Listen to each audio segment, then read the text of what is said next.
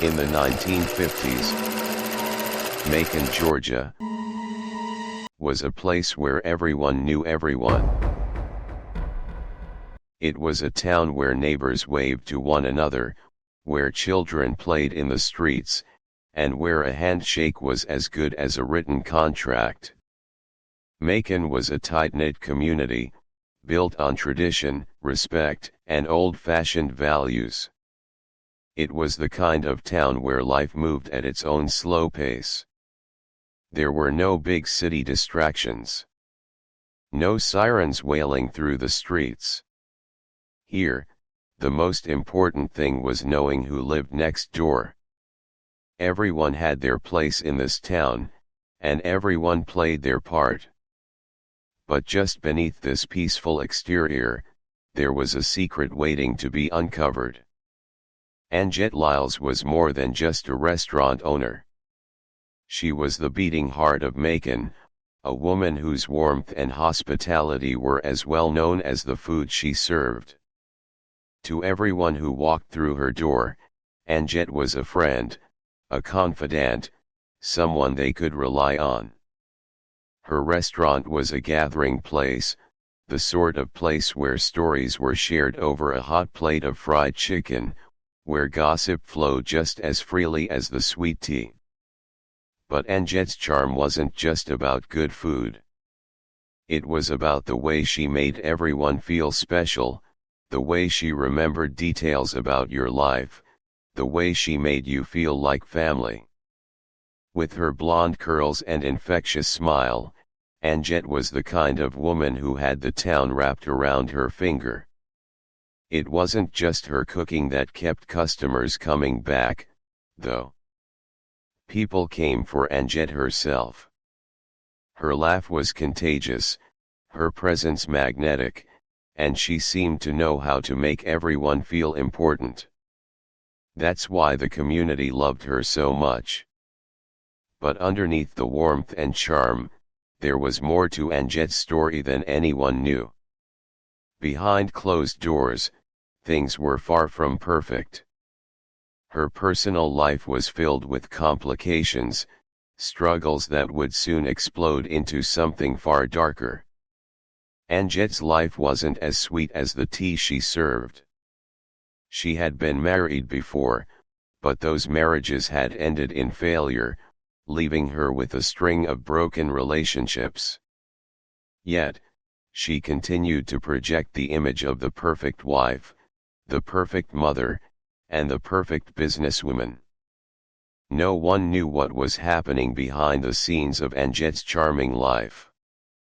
Anjette's first husband, Ben Lyles, had been a heavy drinker and someone who, by all accounts, wasn't in the best of health.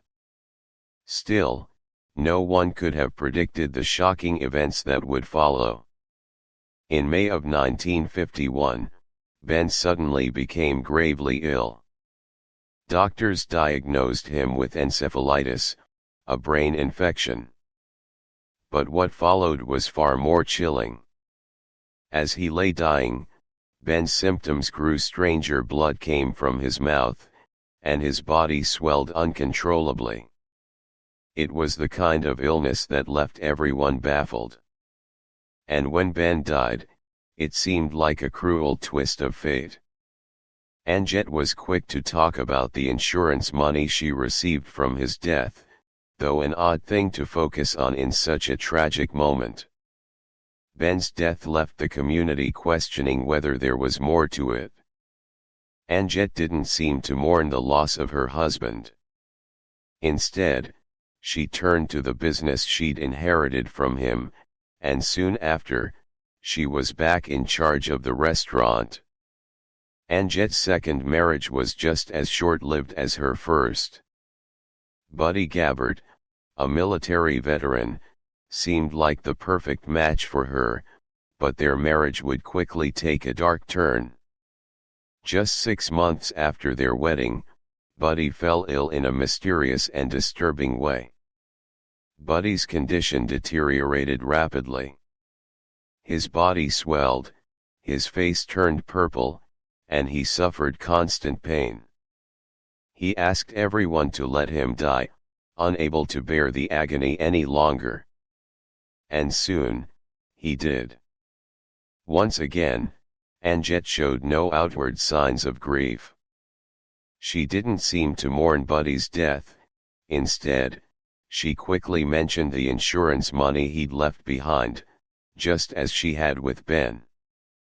Julia Gabbard, Buddy's mother, was the next to fall ill. Her symptoms were eerily similar to those of Ben and Buddy: fever, swelling, and a rapid decline in health. Anjet stood by, watching as her mother-in-law struggled to stay alive.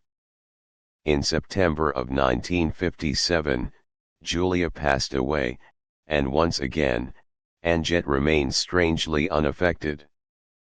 She was quick to mention how Julia had left her something in her will, another windfall for the woman who had already lost so much. With each death, suspicion grew.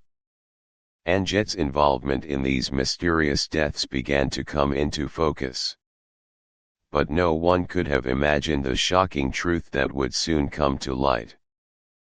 But behind the friendly smile, things weren't as perfect as they seemed. Anjet's life was filled with tragedy, a series of events that were both mysterious and chilling.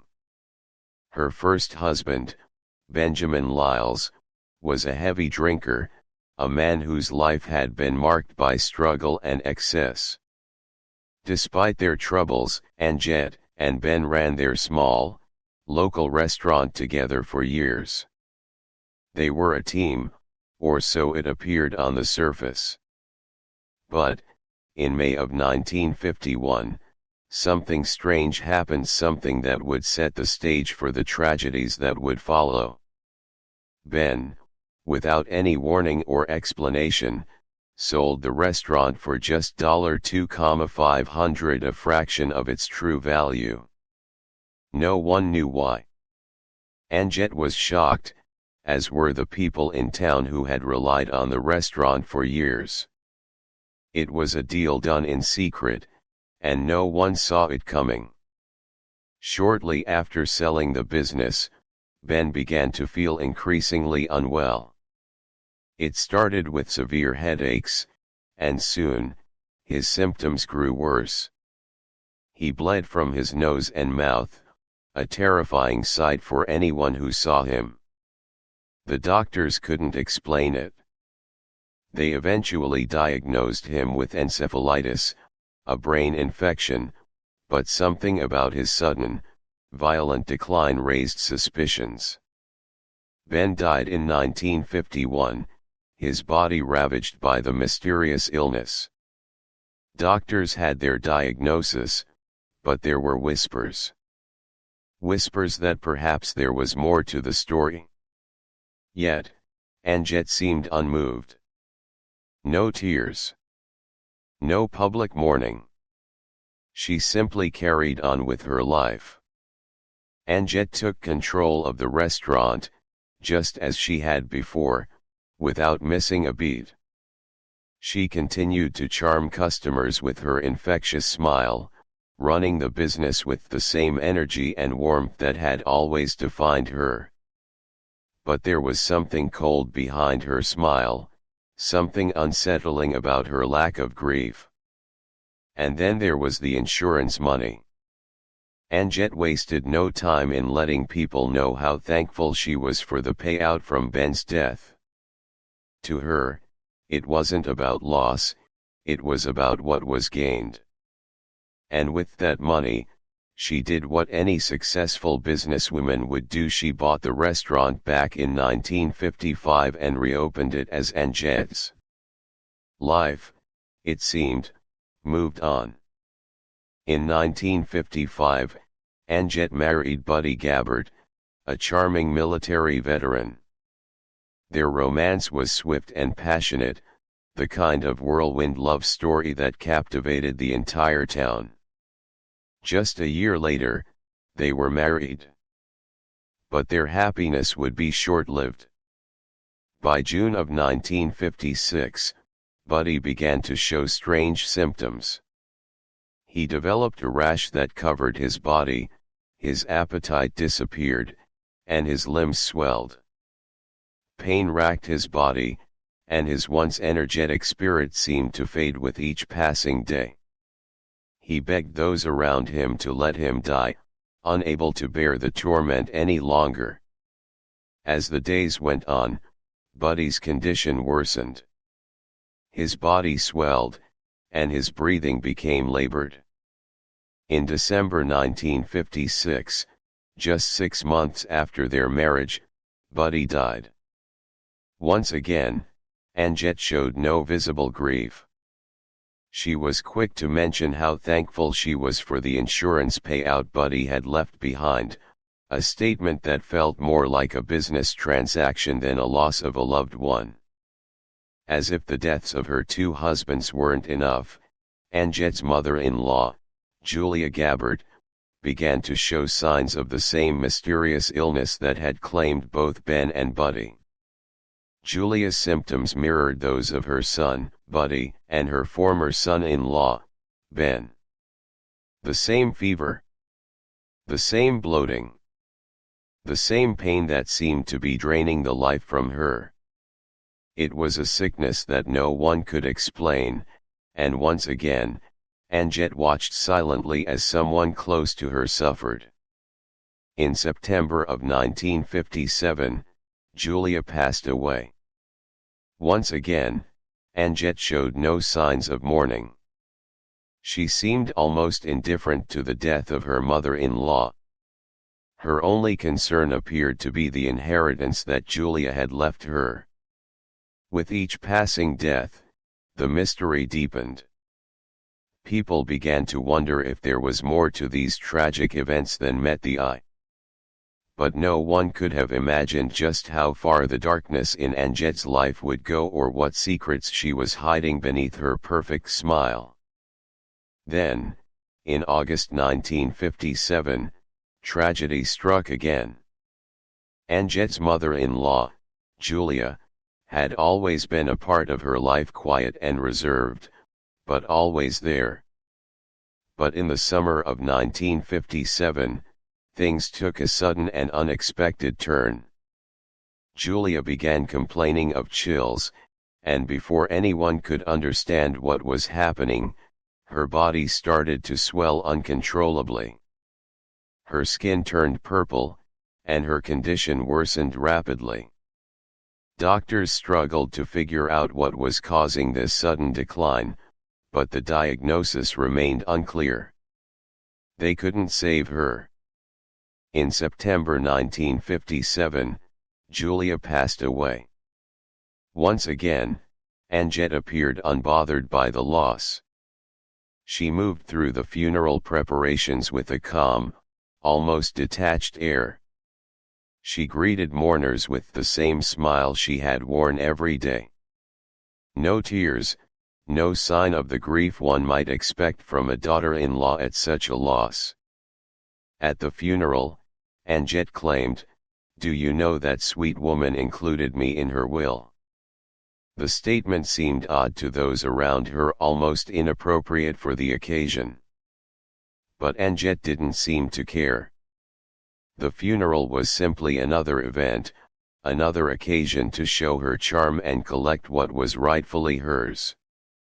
Her ability to remain unfazed by death, especially the deaths of those closest to her, began to stir suspicion among those who knew her best.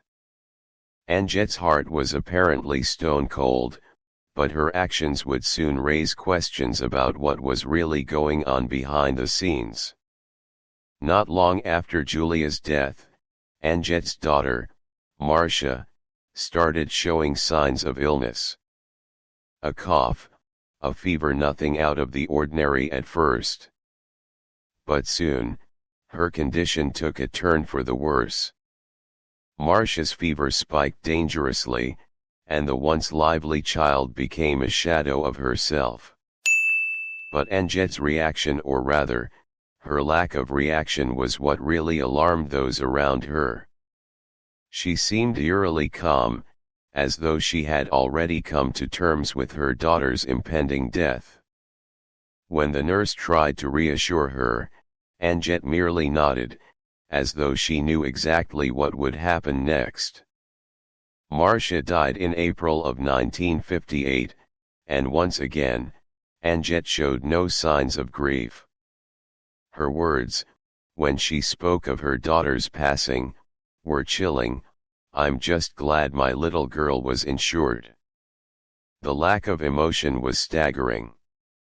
Instead of crying, mourning, or even reflecting on her daughter's short life, Anjet seemed to see her passing as nothing more than a financial gain. The insurance money would be her consolation, her prize for a daughter who had barely reached her teenage years. Word began to spread. The townsfolk started talking. The death seemed too strange to be coincidental. 3 people, Ben, Buddy, and now Marcia, had died under similar, mysterious circumstances. It was a pattern too disturbing to ignore. Local authorities started to take notice. Investigators began piecing together the disturbing pattern. They scrutinized the medical records of each of the deceased, finding strange coincidences in their symptoms. But the deaths themselves were not enough. The authorities needed more, a connection that could link Anjet to the murders. Suspicion was growing, and the police began to question Anjet. They asked her about the deaths, about the mysterious circumstances surrounding each of her husbands and her daughter. Anjet, ever the charmer, answered with her usual ease, always with a smile, always with a gentle word. But the more the authorities dug, the more they began to uncover troubling details. Anjet's strange behavior did not go unnoticed. One of her employees at the restaurant had seen enough to raise suspicions. Someone, fed up with what was happening behind closed doors, decided to speak up. An anonymous letter was sent to the coroner, suggesting that something was terribly wrong at Anjet's house. It was a cry for help from someone who had witnessed the unraveling of her deadly secrets. The coroner, prompted by this mysterious letter, took swift action. The coroner examined Marcia's body and discovered something shocking: massive amounts of arsenic in her system. Arsenic. The deadly poison that had claimed so many lives in Anjet's wake. The very same poison that had slipped silently through her kitchen and into the homes of those closest to her. With the discovery of arsenic in Marcia's system, the investigation began to unfold. Detectives uncovered more disturbing facts about Anjet's behavior. It seemed as though there was a pattern, one that had been carefully hidden under the charm and warmth she so easily displayed. Witnesses began to testify, sharing chilling accounts of Anjet's actions. Some remembered overhearing her screaming at her daughter, "Marcia, I'll kill you one day, Marcia." The words were harsh, laced with anger. Others recalled how Anjet would bring food to her victims, but curiously, would disappear into the bathroom before returning the plates. The pattern was clear. The trial was a spectacle. The entire town of Macon turned out to watch, as the community that had once embraced Anjet now watched her fate unfold before their eyes. For them, the charming restaurant owner, the woman who had made them feel like family, had become a symbol of betrayal and horror. The trial lasted only a week, a whirlwind of testimony, evidence, and shocking revelations. The courtroom was packed, and everyone was waiting for the verdict. The prosecutor, with an air of confidence, presented overwhelming evidence against Anjet: her history, her behavior, and the cold calculation behind the deaths of her loved ones. The jury deliberated for less than an hour. The evidence was too strong, the testimony too chilling. Anjet's charm could no longer hide the truth. She had poisoned those closest to her, and the people of Macon had seen enough. In the end, Anjet was convicted of murder. She was sentenced to death in the electric chair. The woman who had once been the heart of the town would now be remembered as a killer. A woman who had masked her deadly intentions behind a smile, leaving behind a trail of broken lives and unanswered questions. The trial and conviction marked the end of a dark chapter in Macon's history. But even as Anjet's fate was sealed, the question lingered: how could someone so well liked, so beloved by the community, turn out to be capable of such horrors? The town would never be the same, and neither would the people who had once called Anjet a friend. But there was a twist.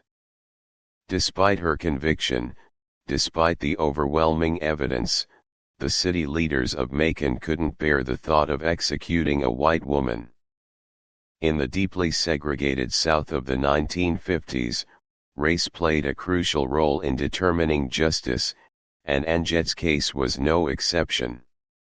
The people of Macon, many of whom had once seen Anjet as a friend, were now torn. They couldn't reconcile the idea of putting her to death, not when she had been such a beloved figure in their town. The court, in a surprising turn, agreed. In 1958, Anjet was declared criminally insane. The court ruled that she was not fit to stand trial in the traditional sense, and as such, she was spared the death penalty. Instead of the electric chair, Anjet was sent to the state mental hospital in Milledgeville, Georgia, where she would remain for the rest of her life. Anjet's life behind bars would no longer be a matter of death row, but of confinement in a mental institution. It was a fate that many saw as a legal loophole and escape from the death penalty, cleverly maneuvered by those who sought to protect her. The mental hospital was a far cry from the life she had known. No more fancy dinners or socializing with the townsfolk. No more running a restaurant or receiving the adoration of her community. Instead, she spent her days in a quiet, institutionalized world surrounded by others who had been declared insane, their minds broken by violence, trauma, or illness. Despite her new surroundings, Anjet never seemed to show true remorse for the lives she had taken. The years passed slowly in the hospital, and Anjet became a fixture within the walls of Milledgeville. She was rarely visited, and those who did come to see her noticed a woman who seemed increasingly distant, as if her past had been erased from her mind. To the staff at the hospital, Anjet became just another patient. Her beauty had faded, and her charm had been replaced by a cold, indifferent exterior. But to the town of Macon, her story was far from over. The people who had once embraced her now had to wrestle with the moral implications of the decision that had spared her life. The decision to spare Anjet's life created a rift within the community. Some believed that justice had been done, that the right choice had been made in recognizing her mental state. Others, however, felt that the punishment was not enough. In their eyes, the woman who had killed so many had escaped with only a fraction of the consequences she deserved. Years passed, and Anjet's story faded into the background of Macon's history. The town moved on, as towns do, but the dark legacy of her crimes remained in the hearts and minds of those who had known her. In the hospital, Anjet didn't let her situation stop her. She found new ways to capture attention, amuse others, and maintain some semblance of control. Despite the isolation, despite the walls that confined her, She continued to be the center of attention in the most unexpected of places. She amused other patients with stories of witchcraft and fortune-telling, weaving elaborate tales of her powers. She would tell them, "They think I'm crazy as hell, and I'm gonna let them keep thinking it. Because if they don't, they're gonna fry my ass." Her laughter fills the room, an eerie mix of defiance and bitterness. Anjet's confidence, even in the hospital, was unnerving. She understood the system, and more importantly, she understood the way people saw her. Her actions were calculated, her words deliberate. She played the role of the crazy woman to perfection, knowing that as long as people believed she was mad, she was safe from the electric chair. Even among the hospital staff, she maintained her presence. Anjet was known for her manipulative nature. She would tell anyone who would listen that she was not really insane, but rather, a victim of circumstance, a woman who had been misunderstood, unfairly locked away in a place where no one could truly comprehend her. Her stories were not just a way to pass the time, they were a way to assert control over the space around her. Whether it was telling someone's fortune with tarot cards or claiming to speak to the dead, Anjet created an aura of mystery that both fascinated and frightened those who encountered her. She had a way of manipulating people, even in the most unlikely of places. Anjet's years in Milledgeville were marked by an unusual power, one that didn't come from her actions, but from the aura of fear and mystique she created around herself. Anjet wasn't the only patient in Milledgeville, but she made sure she was always noticed.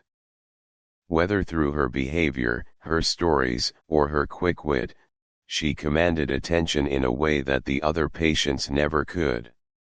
In a place where many were lost to their minds, Anjet remained fiercely aware of her surroundings. Though she was locked away behind the high, iron gates of Milledgeville, Anjet never truly felt confined. She understood that her physical body was imprisoned, but her mind was still sharp, still calculating, still capable of manipulating anyone who came into her orbit. As the years passed, Anjet became more entrenched in the hospital's routine, her life a strange mix of isolation and interaction. She had become a fixture in the ward, a woman who was both feared and oddly respected. Some of the staff saw her as a curiosity, a case that would never truly be solved. Others simply ignored her, seeing her as just another patient in a sea of madness. For 20 years, Anjet remained at Milledgeville. She outlived many of the other patients, and with each passing year, her story became more distant from the people of Macon. The once beloved restaurant owner was now just a ghost in the halls of a forgotten institution, a woman whose dark legacy had long since been overshadowed by time. On December 4, 1977, Anjet Lyles died in Milledgeville, still a figure of mystery and fear. Her name was no longer whispered in the streets of Macon, but her legend lived on, in the dark corners of the town's history, a tale of a woman who had played the system, deceived those around her, and killed with a cold, calculating hand.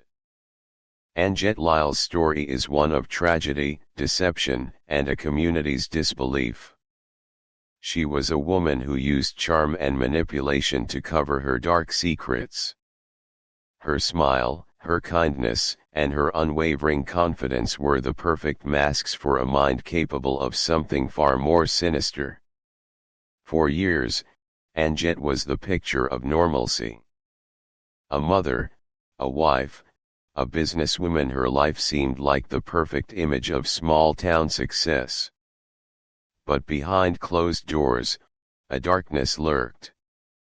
The mysterious deaths, the toxic relationship with her family, the chilling calmness with which she moved through her life, they were all pieces of a puzzle that no one had managed to solve until it was too late.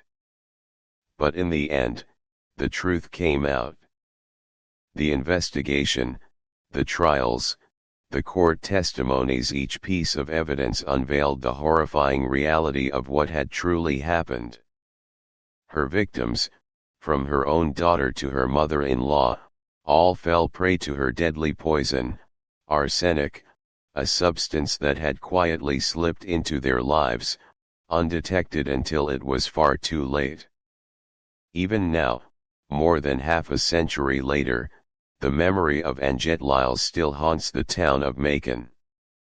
People remember her, some with fear, others with disbelief. How could such a well-liked woman have been capable of such horrors? And yet, the truth is there for all to see, buried deep beneath the surface. Angette Lyles left behind a legacy of death and mystery, one that continues to cast a shadow over the lives of those who lived through it. A legacy of trust betrayed, lives cut short, and the chilling realization that sometimes, the people we least suspect are the ones hiding the darkest secrets. A mother, a wife, a businesswoman, who was she really? And will we ever truly know the extent of her dark secrets? The truth, like the poison she so carefully administered, remains hidden beneath the surface, leaving only questions in its wake. Angette Lyles may have passed from this world, but the mystery of her life and the lives she destroyed remains. The town of Macon will never forget the woman who walked among them, a figure cloaked in charm and darkness, forever haunting their memories.